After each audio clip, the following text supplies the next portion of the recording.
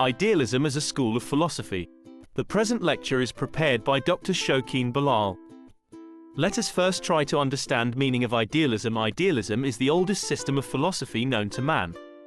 Its origins go back to ancient India in the east, and to Plato in the west. Chief exponents of idealism are Plato, Kant, Hegel, Berkeley, Swami Vivekananda, Tagore and Gandhi. The word idealism has been derived from ideal and idea. Plato conceived of ideas as the basis of his philosophy. Idealism is a philosophical position which adheres to the view that nothing exists except an idea in the mind of man. Idealist philosophers vary enormously on many specifics. They agree on the following 2 points. The human spirit is the most important element in life, and the universe is essentially non-material in its ultimate nature. Idealism is a system that emphasizes the preeminent importance of mind, soul, or spirit. It idealizes mind and self. An idealist shifts the emphasis from the natural or scientific facts of life to the spiritual aspects of human experience.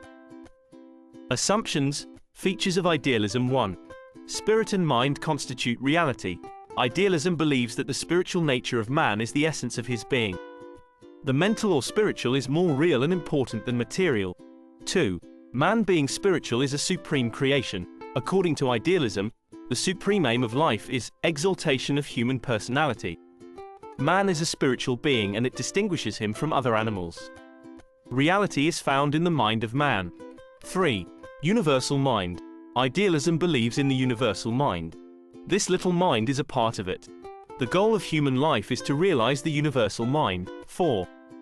Faith in spiritual values. According to idealism, values are absolute and unchanging. The prime aim of human life is to achieve spiritual values. These are truth, beauty and goodness. These values are absolute, undying and permanent. 5. Real knowledge is perceived in mind. God is the source of all knowledge. Knowledge acquired through the activity, creativity, and exercise of the mind is more important than the knowledge acquired through senses. 6. Importance of personality development. Idealists give much importance to the self of the individual. Hence, they insist upon the fullest development of the personality of an individual. 7. Full support to the principle of unity in diversity. They believe that implicit in all the diversities is an essential unity. This implicit unifying factor is of spiritual in nature. Idealism and aims of education. 1. Self-realization or exhalation of personality. According to the idealism, man is the most beautiful creation of God. Self-realization involves full of knowledge of the self and it is the first aim of education. 2. To ensure spiritual development, idealistic give greater importance to spiritual values in comparison with material attainments. 3. Transmission and promotion of cultural heritage. The aim of idealistic education is the preservation, enrichment as well as transmission of culture. Education must contribute to the development of culture, enlarging the boundaries of spiritual realm. 4. Cultivation of moral values. According to idealism, man is essentially a moral being. Therefore, moral, intellectual and aesthetic aspects of his personality should be promoted. 5. Development of intelligences and rationality. The world is planned and well organized. Man can understand the purpose as well as the plan and organization. 6. Universal education. Idealism lays stress on self-realization which can be possible by providing education to all without any differences and discriminations. It should be universal because all human beings are equally the creation of God. 7. Development of inventive and creative powers. The important aim of education according to this school of philosophy is to develop and foster the inventive and creative powers of the child so that he can mold the environment to suit to his needs and purposes. 8. Sublimation of instincts. The chief aim of education according to idealist is to sublimate the animal instincts of the child into spiritual and social qualities for the development of personality and adjustment in the society. 9. Simple living and high thinking. Simple living and high thinking should be the aim of education according to idealists. A person who lives a simple and docile life thinks high, which paves a way for his personal development and refinement. Idealism and curriculum. Idealists give more importance to thoughts, feelings, ideals and values than to the child and his activities. They firmly hold that curriculum should be concerned with the whole humanity and its experience. Human activities may be classified as I, intellectual, E, aesthetic, E, moral, and Vi, physical. The idealism proposes the following courses of studies, disciplines, and streams in the design of curriculum. 1. Humanities.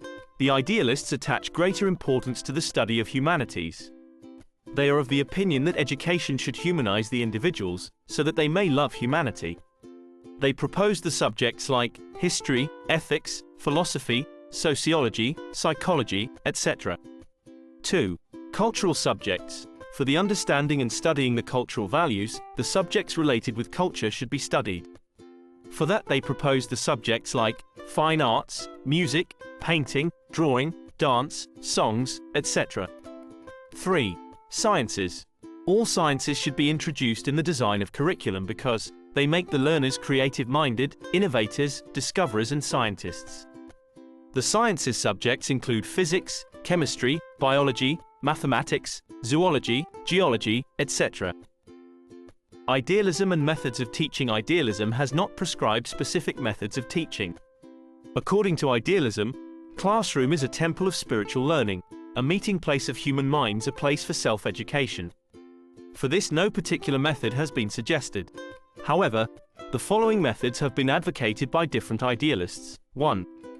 Learning through reading. 2. Learning through lecturing. 3. Learning through discussion. 4. Learning through imitation. 5. Learning through questioning. Descartes employed the device of simple to complex. Herbert advocated instruction method while Froebel insisted upon playway method. In all, Socrates' method and discussion method form the basis of idealism. Concept of freedom and discipline. Idealism.